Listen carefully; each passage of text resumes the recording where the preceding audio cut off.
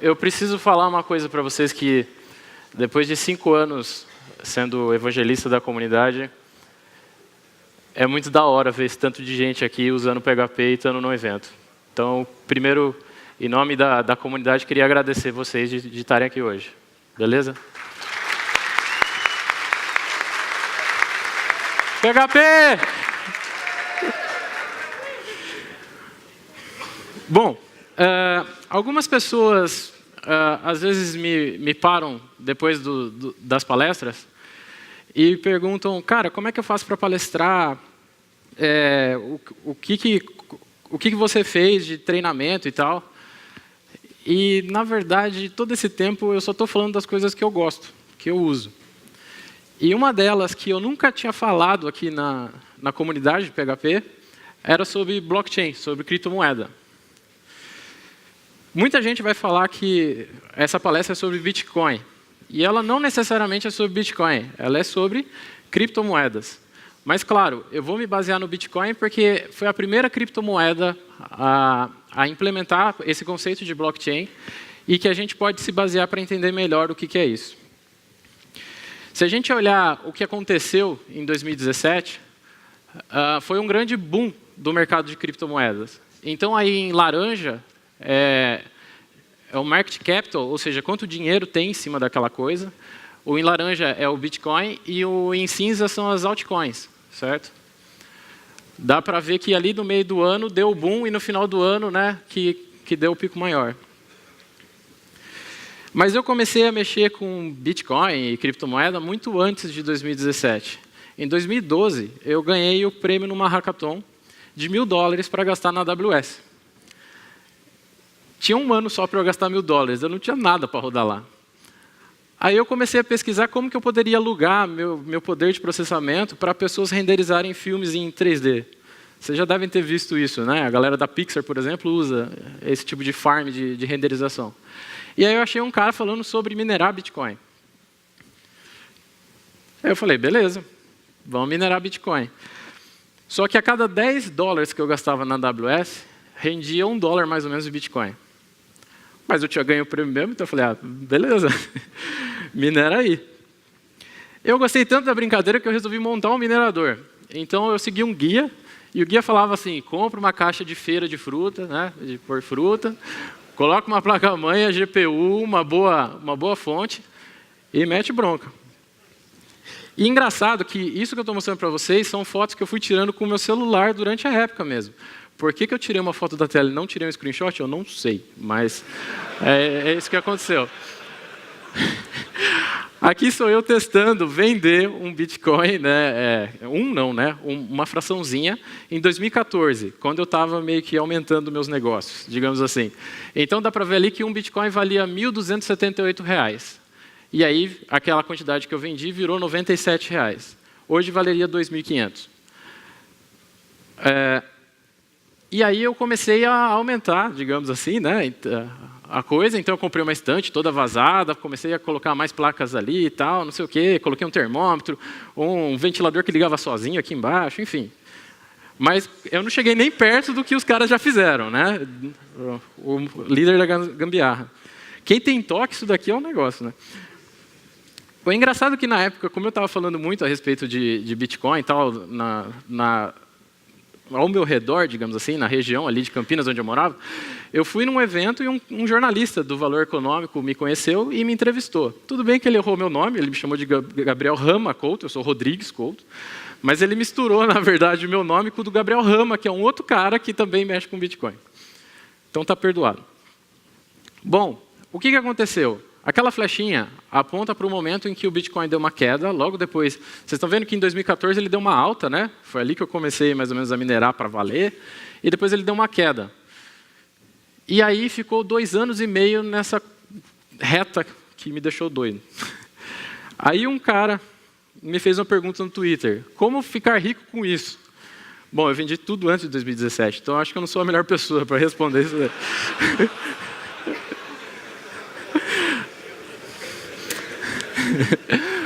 Mas em 2017, todo mundo falou sobre isso, sobre esse assunto. E aí eu peguei e olhei de novo esse assunto, só que agora com outro olhar. Eu resolvi olhar com o olhar de desenvolvedor. Falei, mas afinal, como é que é feita uma criptomoeda? Né? Aí eu fui atrás de ler o código-fonte das moedas. E entendi que implementar ajuda a compreender melhor. Né? Você só ler, por exemplo, o white paper do Bitcoin e tal, vai te dar uma noção sobre a parte filosófica da coisa. Mas você pegar o código e implementar, você vai entender que não é tão difícil assim.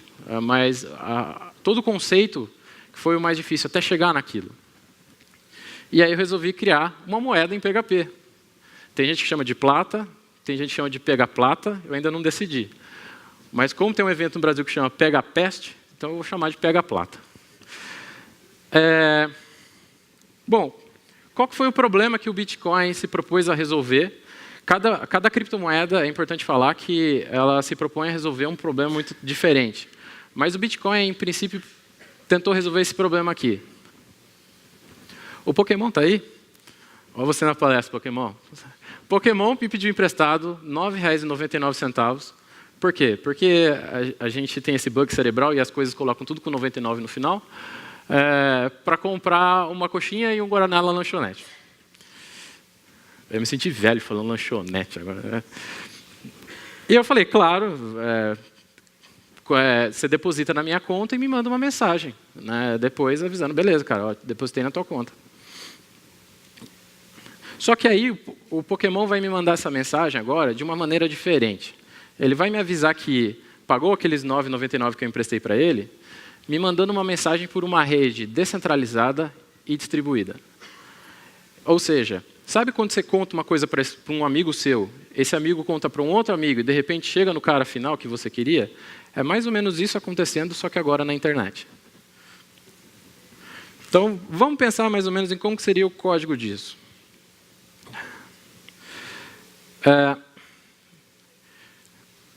Está muito pequeno? Tá, né?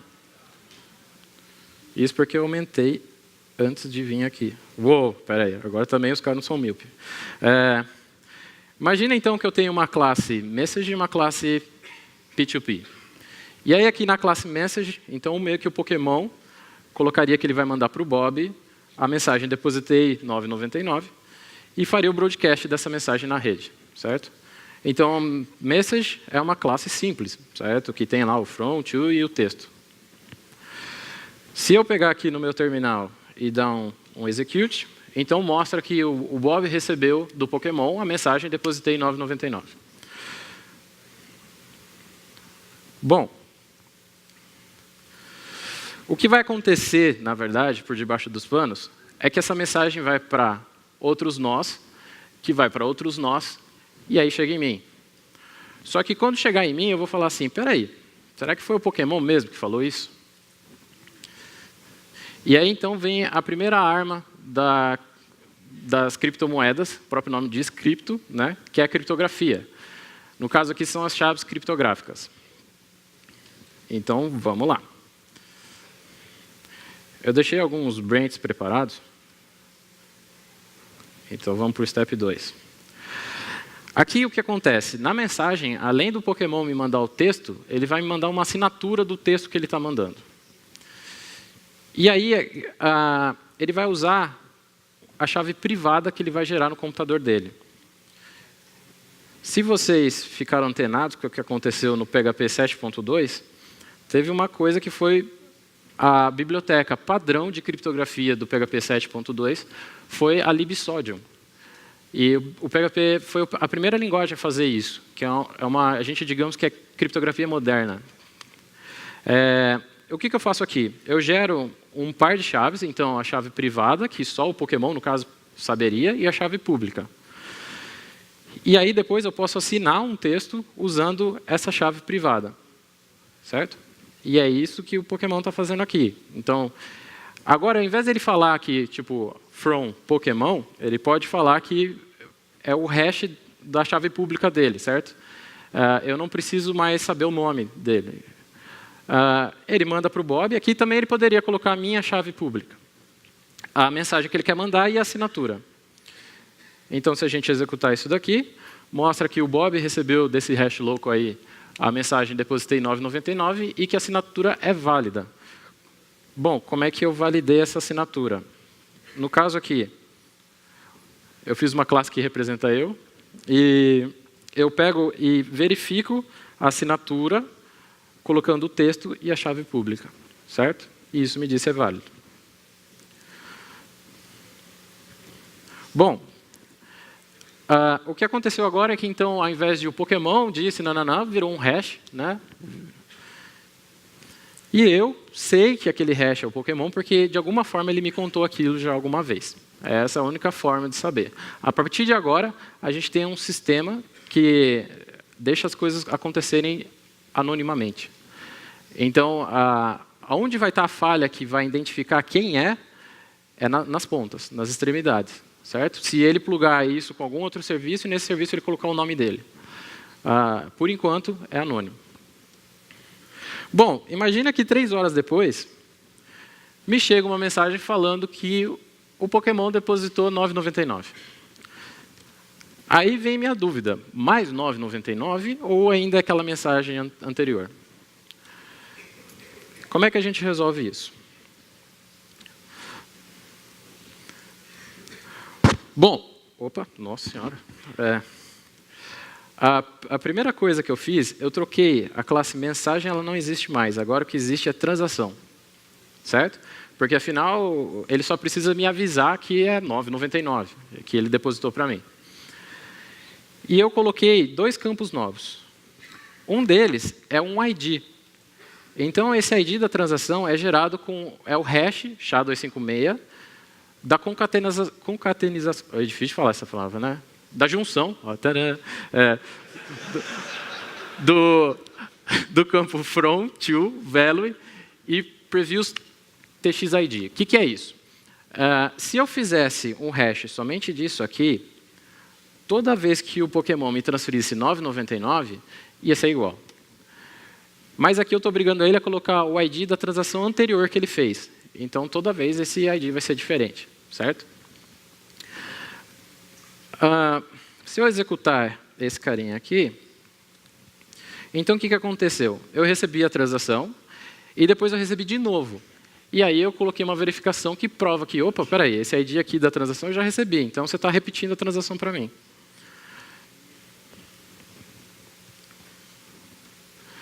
E o que a gente acabou de fazer é uma lista ligada, né? Então, uma transação aponta para a anterior, que aponta para a anterior, e assim vai. Agora, imagina se eu receber uma mensagem do Pokémon, me sacaneando, falando que ele depositou R$1 milhão. A primeira pergunta é onde ele arranjou isso, né? Agora, no mundo hipotético, se todas as transações monetárias acontecessem nessa rede aqui, eu pudesse ver tudo isso passando, eu poderia olhar quanto de dinheiro o Pokémon já recebeu. E se ele tem realmente aquilo para falar que ele está fazendo uma transação de R$1 milhão para mim. Agora a gente vai mudar um pouquinho, então, a transação. A gente vai separar ela em 2 arrays, VIN e VOUT. Eu já estou falando nomenclaturas que são usadas dentro do código-fonte do Bitcoin. Tá? Eles usam VIN, que é Vector In, Vector Out. VIN, você vai apontar para as transações de entrada. E VOUT, você vai apontar para as transações de saída, digamos assim. Ou seja, o Pokémon estaria me falando mais ou menos assim, cara, esse cara aqui me pagou R$10. Por isso, desses R$10, eu estou te passando R$9,99. Certo? Aí, muitas vezes, o que vai acontecer é que uma transação anterior teve várias saídas. Então, você aponta meio que para a saída. Tem um índice, essa saída numa transação, certo? E uma coisa também que precisa ser feita é, se na entrada entrou R$16 e o Pokémon tem que me pagar só R$9,99, então ele tem que transferir 6.01 de volta para ele. Senão aquele dinheiro vai ficar perdido. Beleza? Essa é uma regra que, assim, você pode deixar aquele dinheiro e vai ser usado para uma outra coisa que eu vou explicar em seguida. E a gente vai fazer uma outra alteração, que ele não vai colocar mais na transação de saída lá, falando para quem é. Ele vai colocar um script. E dentro desse script está dizendo para quem é. Tem uma regra, certo? Então, nesse caso aí, o Pokémon vai colocar assim, ó, a pessoa que pode usar esse dinheiro é quem tem a chave pública, blá, blá, blá. Quando eu quiser usar esse dinheiro, na hora que eu crio a minha transação para usar aquele dinheiro, eu tenho que colocar, digamos que a segunda metade desse script, falando assim, ó, eu tenho essa chave pública, veja essa assinatura aqui. Essa é a minha assinatura que prova que eu sou o dono dessa chave pública. O Bitcoin ele usa o que a gente chama de Bitcoin Script. Então, é uma linguagem baseada em uma linguagem da década de 70, que é chamada Forth, e ela basicamente é executada em formato de pilha. Então, você empilha as instruções e depois vai desempilhando. Aqui eu coloquei 2 exemplos de scripts que... o primeiro é muito usado, o segundo, se vocês verem, vocês estão com sorte. O primeiro é Pay to Public Key Hash, ou seja, é o equivalente a eu quero pagar esse dinheiro para uma pessoa que tem esse hash público, essa chave pública. Então, aquele script public key seria o script que estaria na transação lá do Pokémon. E o script SIG seria o script que estaria na minha transação, para poder usar aquele dinheiro. No Bitcoin, por exemplo, tem aquele anyone can spend, que é tipo, eu posso dar o dinheiro para qualquer um. Eu posso colocar uma transação no Bitcoin, quem vê pode usar. Certo? Jogar dinheiro para o ar, né? Isso permite que a gente implemente contratos. É muito importante que vocês entendam que isso não são smart contracts, por exemplo, que é o que a Ethereum implementa. São contratos simples que a grande parte deles vai acontecer fora da rede, mas a rede em si ela permite você criar. Então, depósito calção, ou que nem o Mercado Livre, sabe quando você compra um negócio, o dinheiro vai para o Mercado Livre, aí o produto chega para você, você dá o ok que pode liberar o dinheiro? Dá para fazer esse tipo de coisa. Crowdfunding, testamento, pay for proof, então, tipo, você tem que... Quando você cadastra no Uber, o Uber não desconta um valorzinho do seu cartão de crédito para comprovar que você existe, que aquele cartão de crédito é válido e tal, seria algo equivalente, ou então até fazer uma loteria descentralizada. Então, todo mundo faz as suas apostas, e aí quem ganhar, automaticamente o dinheiro vai para ela. Então, vamos ver um pouquinho como que eu implementei algo do estilo. Aqui a gente já vai para... Vou fechar aqui algumas coisas. Para o código da PH Plata. Então, o que eu fiz? Na transação, eu tenho o VIN e o VOUT. E aí eu adiciono ao VIN, então, digamos que uma transação de entrada, que a gente chama de TXIN, falando assim, eu estou adicionando um dinheiro que veio dali, daquela outra transação anterior lá. E no VOUT eu adiciono uma transação de saída. Nessas duas que eu implemento aqui, você passa o script. Então, como é que eu resolvi implementar esse script? Eu falei assim, putz, ficar criando aqueles opcode, que nem o Bitcoin fez, eu achei desnecessário. Eu posso usar o próprio PHP. E aí eu usei um projeto que se chama PHP Sandbox. Então, o que você consegue fazer? Imagina que naquele script que eu quero pagar alguém, seja isso daqui, um script PHP.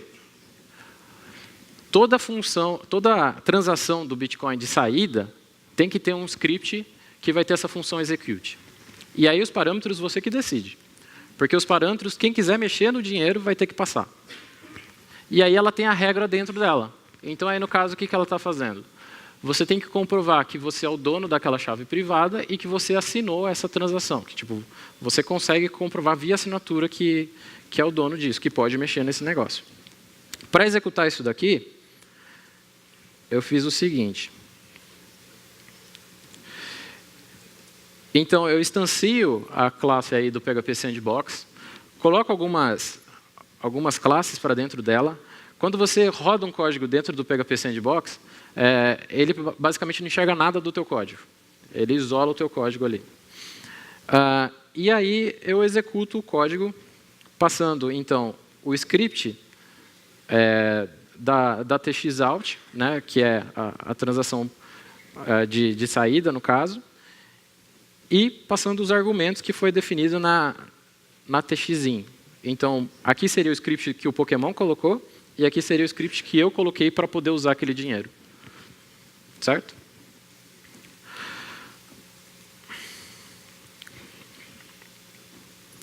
Bom, mas também aconteceria um outro problema. Imagina que o Pokémon está de sacanagem e ele falou assim, esses R$10 vão para o Bob e esses mesmos R$10 vão para o João. Aí eu tenho que falar, ei, você está querendo gastar 2 vezes a mesma coisa. A gente cai, então, em um cenário tipo assim. Então, a entrada de 2 transações está apontando para a mesma saída, certo?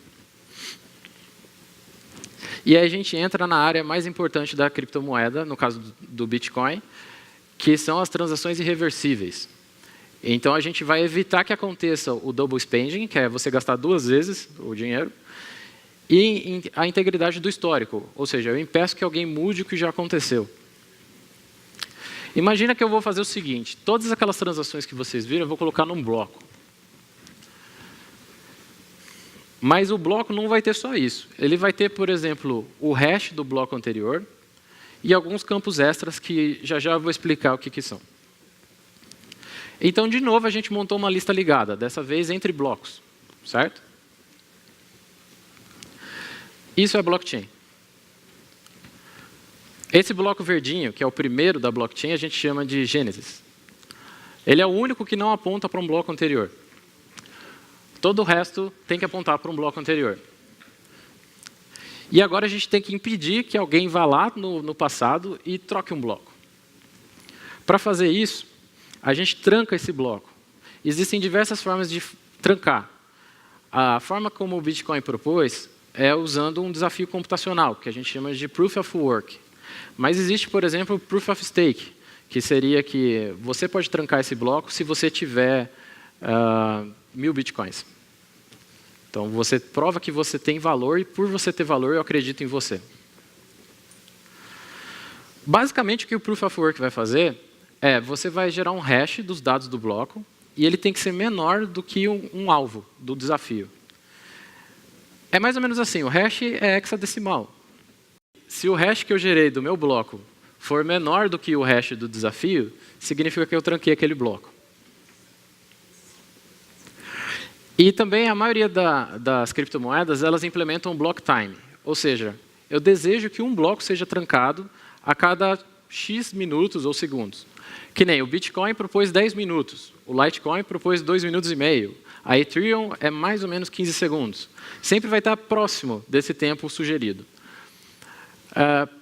Muita gente não sabe que os 10 minutos do Bitcoin vêm de um cálculo que o Satoshi Nakamoto, que ninguém sabe quem criou o Bitcoin, é esse cara com esse nome esquisito, ele fez uma continha baseada na lei de Moore. Então, ele fala que eu acho que vai ter tanto de RAM no computador, e aí se você quiser manter tantos blocos na RAM, vai precisar que o bloco seja minerado a cada 10 minutos para que todo mundo tenha um computador bom o suficiente para rodar a rede Bitcoin. Bom, qual que é o processo de trancar um bloco?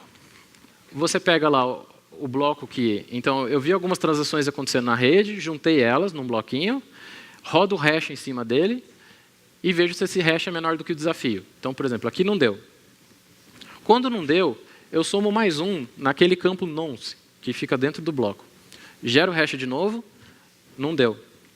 Eu vou fazer isso centenas de milhares de vezes, até que vai dar. E aí, eu aviso a rede. Eu falo, achei um bloco. Então, como é que funciona isso, mais ou menos?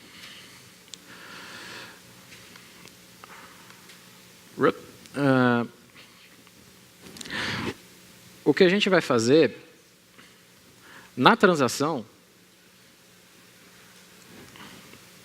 Peraí, a transação não, meu Deus. No bloco... Então, aqui eu tenho a implementação de um bloco, eu adiciono transações dentro dele e eu consigo fazer alguns cálculos. Minerar é isso daqui. Então, imagina que o desafio fosse um número gigante assim. Normalmente o desafio é isso aqui. A gente consegue representar isso como se fosse esse número multiplicado por 10 elevado a alguma coisa, certo? Esses, o que eu chamo aqui de bits, é isso. A gente não armazena aquele número inteiro. A gente armazena uma forma de representação mais enxuta, para ocupar menos espaço. E aí eu pego essa representação e transformo no número inteiro. Eu vou calcular o hash do bloco até que esse hash seja menor do que o alvo. Então, enquanto ele for maior, eu continuo fazendo isso.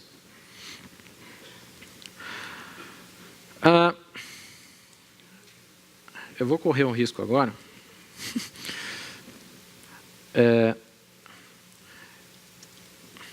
Então, por exemplo, aqui eu minerei alguns blocos usando a pega-plata, né? O que aconteceu foi que esse hash ele obedeceu a um desafio, certo? Eu coloquei uma transação lá dentro do bloco e gerei o hash. Aqui, no caso, eu coloquei para minerar 10 blocos. Aconteceu rápido porque eu coloquei o desafio bem fácil, certo? Mas eu poderia colocar para demorar 10 minutos. Então, um minerador, ele é o cara que tranca o bloco, né? O que ele vai fazer antes de trancar o bloco? Ele pega as transações e verifica se cada transação é válida. Então, para fazer isso, ele tem que muitas vezes varrer a blockchain inteira, vendo se a transação que ela está referenciando como entrada é verdadeira. Também ele tem que pegar aqueles 2 scripts que eu mostrei para vocês e executar, e ver se o cara realmente pode mexer naquele dinheiro. É um trabalho computacional pesado. Se a gente for imaginar o tamanho hoje da maioria das blockchains, do Bitcoin e tal, é algo que você precisa ter HD suficiente, memória suficiente, e você precisa estar constantemente sincronizado com a rede. Então, se você está minerando um bloco e, de repente, alguém achou primeiro, joga esse trabalho fora e começa a minerar outro bloco. O minerador ele recebe uma retribuição por causa disso, quando ele acha um bloco. A gente tem uma transação especial que é colocada dentro do bloco, que a gente chama de Coinbase.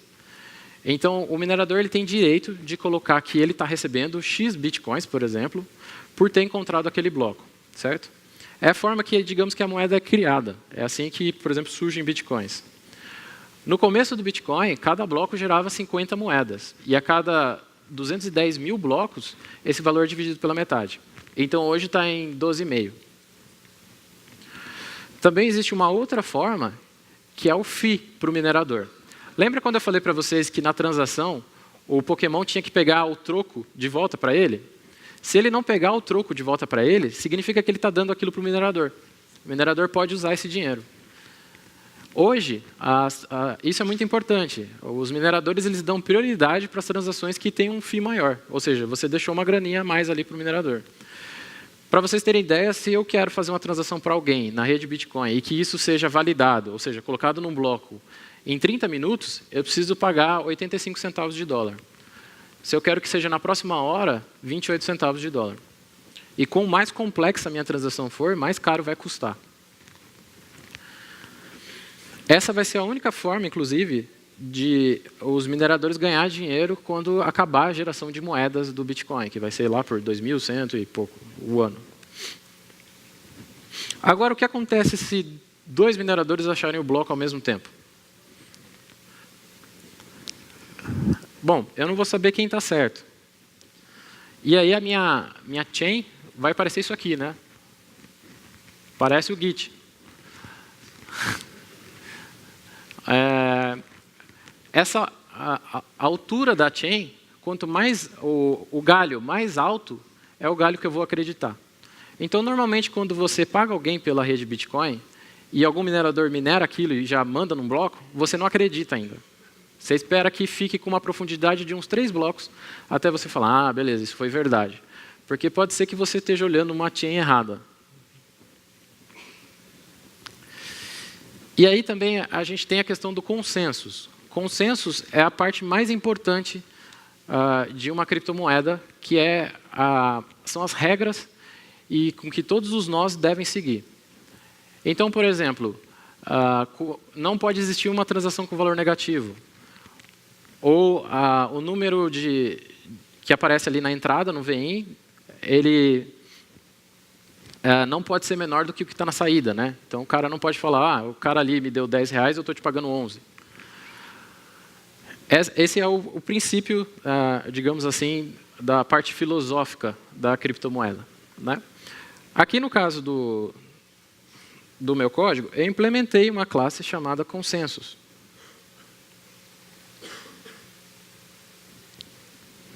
Quer dizer, um namespace, né? E aí eu verifico algumas coisas dentro da transação. Então, por exemplo, eu vejo se está vazio o VIN, eu vejo se está vazio o VOUT, que não pode existir.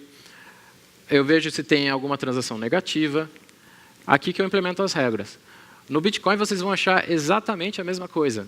E escrita muito parecida dessa forma. É simples de compreender. O básico de uma criptomoeda é até aqui. Depois disso, vem milhares de coisas. Como, por exemplo, Proof of Work versus Proof of Stake. Quando a gente... se vocês pararem para pensar, o que está acontecendo aqui é um brute force, né? Eu estou tentando um negócio, não dá certo, eu incremento tento de novo, tento de novo, tento de novo.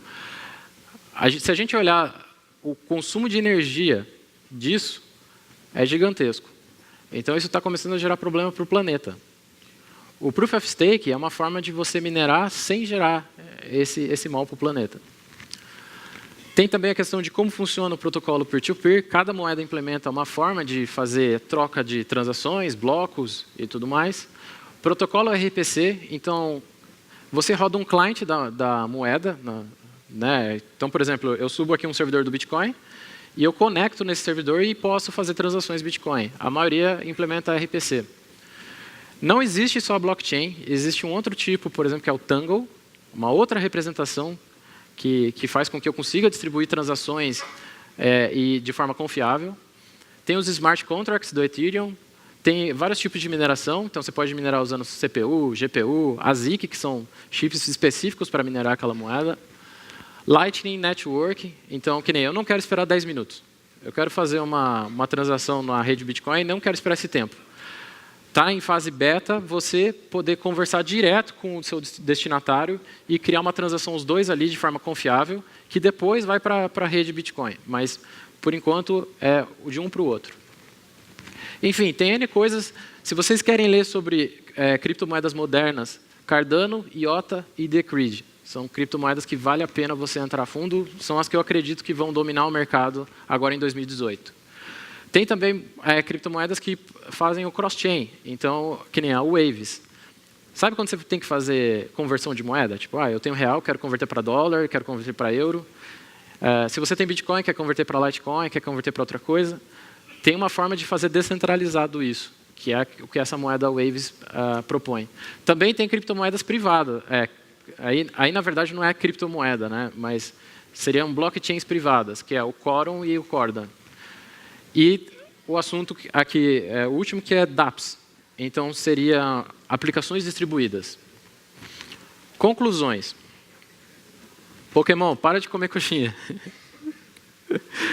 Blockchain é uma forma atômica de guardar dados. Não serve somente para a parte monetária. Eu trabalho, por exemplo, numa startup de prescrição médica. Quando o médico te dá uma prescrição, essa prescrição não pode mais ser apagada nem alterada. Poderia ir para um blockchain. Esse é um exemplo simples. O grande desafio hoje é como que a gente coloca dados privados numa blockchain que é pública. E tem uma galera falando que agora a gente está indo para a Web 3.0 das aplicações descentralizadas. Então, por exemplo, ao invés de você usar o Dropbox, você pode usar o Storj, que é uma criptomoeda para você armazenar arquivos. Ao invés de você usar o WhatsApp, você pode usar Status. Enfim, tem vários exemplos aí de aplicações descentralizadas. E o grande motivo dessa palestra, que eu queria que vocês pensassem, é que nesse mês, eu tirei esse dado desse mês, o PHP ainda usa 83,2%, né? Ele ainda roda em 82,3% de todos os sites da web. Quer dizer, 83,2%. A gente tem a capacidade de ser a maior rede distribuída. Vocês já devem ter lido sobre o conceito de função como serviço, né? Você subir funções ao invés de subir o código inteiro. Imagina eu pegando meu servidor PHP parado lá e disponibilizando ele para que pessoas rodem código nele, de forma segura, isolada, isso distribuído e de forma barata. Eu vou estar ganhando dinheiro, porque meu servidor vai estar sendo usado, vou estar contribuindo com o planeta e vou estar colocando uma camada de segurança. Então é por isso que eu comecei a PH Plata, com essa visão. Ainda está muito no começo. Se vocês olharem o meu código, vocês vão me xingar, que tem muita propriedade pública, esse tipo de coisa, eu sei. Mas basicamente eu estou há 2 meses, desde quando eu fui avisado que eu iria palestrar aqui, dando duro, lendo o código-fonte das coisas para construir alguma coisa legal, certo? E eu dependo de que a comunidade me ajude nessa, porque isso eu não estou vendo meio que vai me deixar rico, nem nada do tipo. Estou vendo mais é mesmo para ajudar o PHP e a comunidade. E eu queria convidar vocês que amanhã, das 11h30 ao 12h30, eu vou estar no Code Review aqui do evento. Então, se você quiser trazer seu código, se quiser conversar mais sobre isso, eu vou estar lá, estou disponível, fica à vontade. E é isso, gente. Muito obrigado.